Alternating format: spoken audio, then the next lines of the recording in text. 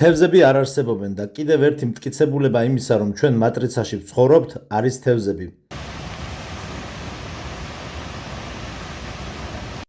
თევზი ნებისმიერი წყლის ფენის ნებისმიერ წერტილში შეიძლება იმყოფებოდეს.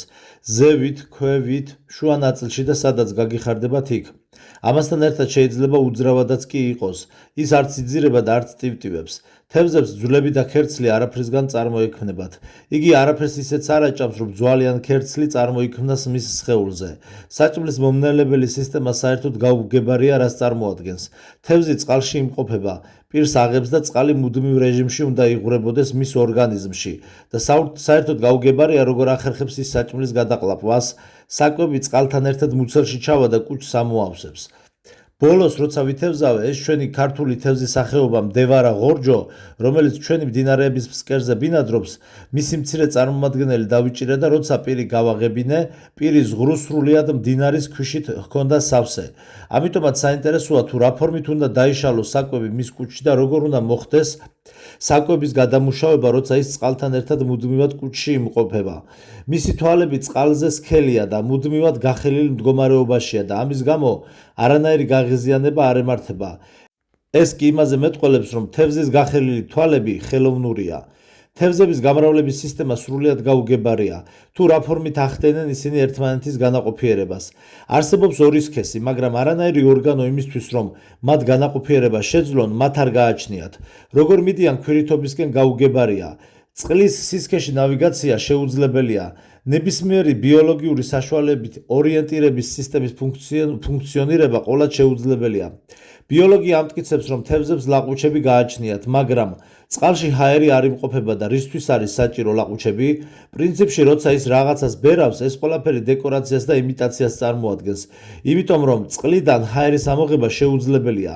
მის ორგანიზმში გარკვეული ჰაერით სავსე ბუშტები ფორმირდება, რომელიც ასევე არაფრისგან წარმოიქმნება.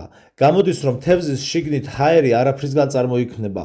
თევზის ჩქარი მოძრაობა და ძალიან სწრაფი გადაადგილება მეტყველებს იმაზე, რომ მას ასე მოძრაობა ბიოლოგიური მეთოდებით არ შეუძლია. როცა კვდება, წყლის ზედაპირზე ამოტივტივდება და რა ხდება ისეთი, რომ თევზი წყლის ზედაპირზე იწყებს ტივტივს, გაუგებარია. გაურკვეველია, როგორ ძინავს თევზს. თევზების ნახევარს თვალები მუდმივად გახელილი აქვთ. ძილის დროს რატომ არ ტივტივებს წყალზე? წყალში მყოფი ქვირითი როგორ ახერხებს თევზად გადაქცევას, ასევე პასუხგაუცემელია. იმიტომ, რომ ქვირითი ისეთი ნივთიერებისგან შედგება, რომ პრინციპში იგი უნდა იშლებოდეს კიდეც. მსოფლიოში თევზების უდიდესი მრავალფეროვნებაა და სამყაროს განვითარების ოფიციალურ ვერსიას თუ გავყვებით, ისმის კითხვა თუ რა ფორმით მოახდინეს თევზებმა ევოლუცია და როგორ მოხდა ამ სახეობების ცალკე გამოყოფა და ფორმირება. იმიტომ, რომ თევზებს როგორც ასეთი ბიოლოგიურ ორგანიზმებს არსებობა არ შეუძლიათ, ანუ ყველა ეს თევზი დახატულია. მათი ორგანოები მარილისგან არ იშლება და არ იჟანგება. ეს ყველაფერი კი მეტყველებს იმაზე, რომ ისინი ბიოლოგიურ ორგანიზმებს არ წარმოადგენენ. როგორ ხდება, რომ უზარმაზარი ზვიგენი, რომელიც რამდენიმე ასეული კილოგრამს იწონის, ორი ფარფლის გამოყენებით ახერხებს წყლის გარკვეულ დონეზე საკუთარი თავის შენარჩუნებას და რატომ არ იძირება იგი? ყველანაირი ლოგიკით ამ ტიპის უზარმაზარი თევზები ფსკერზე უნდა ეშვებოდნენ და ვეღარ ამოდიოდნენ წყლის ზედა ნაწილებში. თანაც არც მის ორგანიზმში და არც გარეთ, ანუ წყალში არსად ჰაერი არ არის. გამოდის, რომ ეს უბრალოდ ხორცის მყარი ნაჭერია, რომელიც ან უნდა ჩაიძიროს და ან კიდევ ამოტივტივდეს წყლის ზედაპირზე.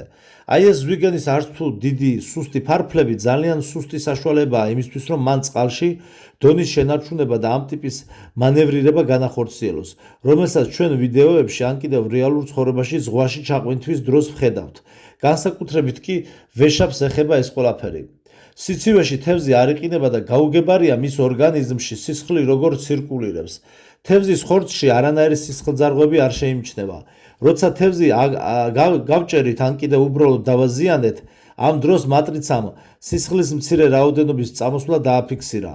თევზის შიგნით ორგანოები უბრალოდ ჩაყრილია ამ სიტყვის პირდაპირი მნიშვნელობით.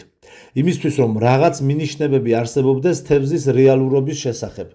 საბოლოო ჯამში ჩვენ უნდა ვთქვათ შემდეგი, რომ იქიდან გამომდინარე, რომ ჩვენ არ ვიცით თუ რა ტიპის რეალობაში ვიმყოფებით, აქ საკითხი სამად იყოფა. D1 ვერსიის შემთხვევაში თევზის არსებობა ღმერთის შემოქმედებას და მის მიერ გამოთქმულ ნებას წარმოადგენს და ეს ბიოლოგიურ არსებობაზე ან მის ევოლუციურ განვითარებაზე არ არის დამოკიდებული. D2 ვერსიის შემთხვევაში თევზი უბრალოდ მყარი ხორცის ნაჭერია ადამიანისთვის კვების იმიტაციისთვის გაშვებული პროგრამა მატრიცაში. ხოლო D3 ვერსიის შემთხვევაში კი ის მატრიცის ინტერაქტიულ სამგანზომილებიან ჰოლოგრამას წარმოადგენს.